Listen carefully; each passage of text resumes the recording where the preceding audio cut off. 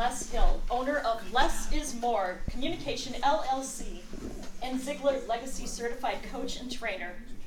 He works with C-level executives and small and medium business owners.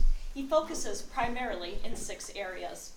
Improve your communication, increase your performance, empower individuals and organizations, effective team building, establish and achieve personal and/or team goals, guaranteed results.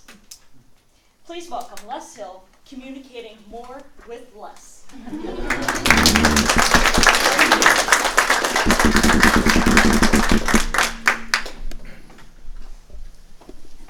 Well, good morning. Good morning. Thank you all for being here. It's a great opportunity for me to be able to share with you my journey. My journey is very different from Vitalia's and probably from everybody you'll hear today. I ended up, and just to give you a brief glimpse into that, I ended up in Toastmasters towards the most recent time within the last 2 years. My journey started a long, long time ago.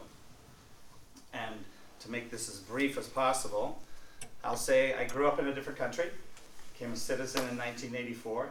Yes, I speak fluent Minnesotan, but I can talk properly. And I was born and raised in England. And when I came over here, I had a lot of journeys along the way to get here. I lived in France for 3 years. Alors, je peux parler français et j'ai habité là pour 3 ans.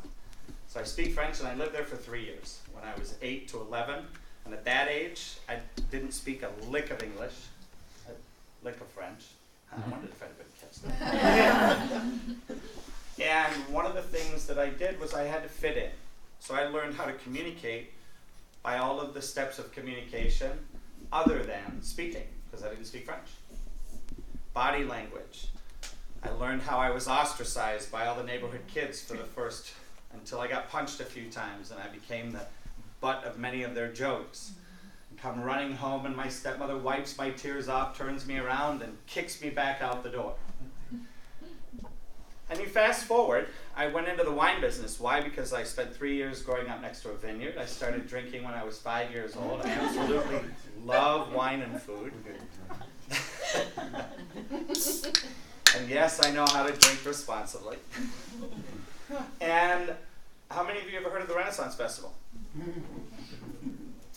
So I became one of these people that always seemed to be type A. I could speak to anybody. I started becoming an instructor.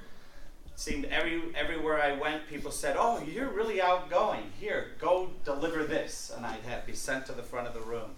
So I became a sales trainer. Then I became a wine geek. Then I became a certified sommelier because I love wine and food.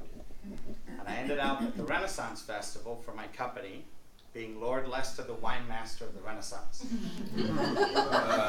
And it was a ton of fun. I got to put on an outfit that was like my suit of armor, and I would get close to people, and all the time I'd let them get close to me, but as soon as you got about here, that's it. And most people would say, "Well, Les, you're great, you're fun, you're so much fun. Come to this party." And then, "What's the matter? Are you not doing okay?" Because I'm over like a wallflower. I'm one of those type A people that unless I have a connection into the group, and there's a couple of you are nodding here, if I don't have a connection into the group, I will sit and judge and assess out there. Now those of you that are laughing, "Oh, I don't judge and assess." Yeah, we all do. It's a human trait. So from there, I spent 23 years in the wine business, and I worked in the restaurants at night. So I spent many years doing a lot of what I would call workaholic behavior. I've had probably as many jobs as 2 or 3 of you in the room at any given time. And what that did for me was it just kept me out there. It also had me never be responsible for inside. So I went to a little organization known as Landmark Education. I went through their Landmark Forum, and I fell in love with this work. And I spent the next 10 years doing 20 to 30 hours a week of training. I poured myself in. coaching like you would never get coaching unless you were nuts or me. And I became a program leader after 4 years. Spent the next six years leading one of their primary programs on self-expression and leadership program, which was all about coaching. That's the design of their programs. And people said, Les, you're amazing. You're a great speaker. You're a great coach. Yeah, no, my hands sweat. Just standing over there, I could have filled a water bottle with the sweat that was coming out of my hands. What I love doing is making a difference with people and getting connected with people. And I found my niche, 5 things, very simple. I was speaking to Ray over here earlier, find your niche. For me it was listen, be present, speaking, body language, and being in another person's world. Those were my five keys.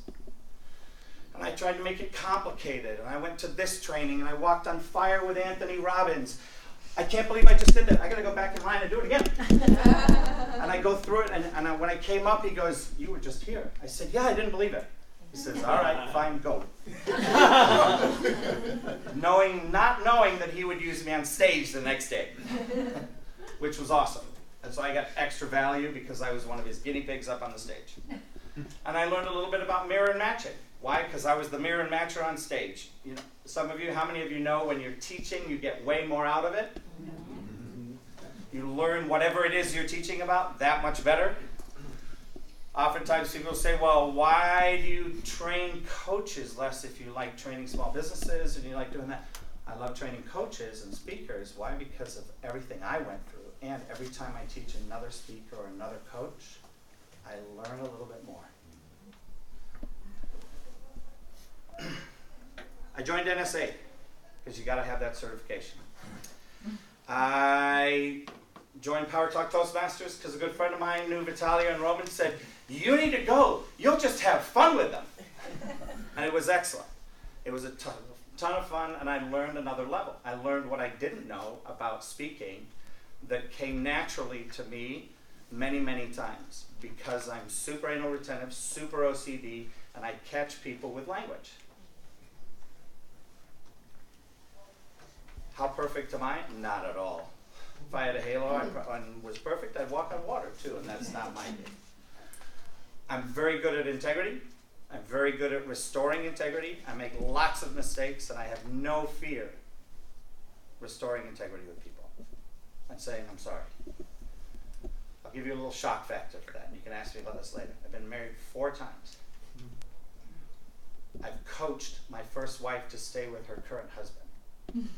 My second wife is my best friend, and last year in May, her and my former father-in-law were helping me plant flowers.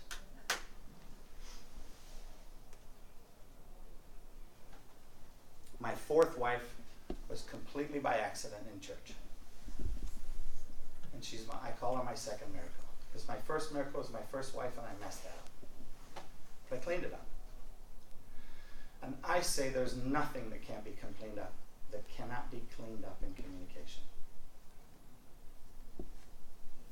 So for me, what had me love being a speaker and started to get paid is people wanted to hear my story. People wanted me to come and talk about wine. They wanted me to do wine dinners. So I started to get paid for it. And I then figured out a way to make business out of fun. I can teach a 5-step communication course with a 5-course meal and talk about 5 or 6 wines. And then even the spouses of company functions love being there because they get value out of it. Plus I make fun of men and I make fun of women. All because I don't even know I'm doing it sometimes and people laugh. And that's okay. Then I joined the Bald Men's Club and I got more laughter. So what's my secret to success is just the fact that I keep walking, I take lots of coaching, I take lots of advice, and I'm always looking for people that contribute to me by allowing me to contribute to them.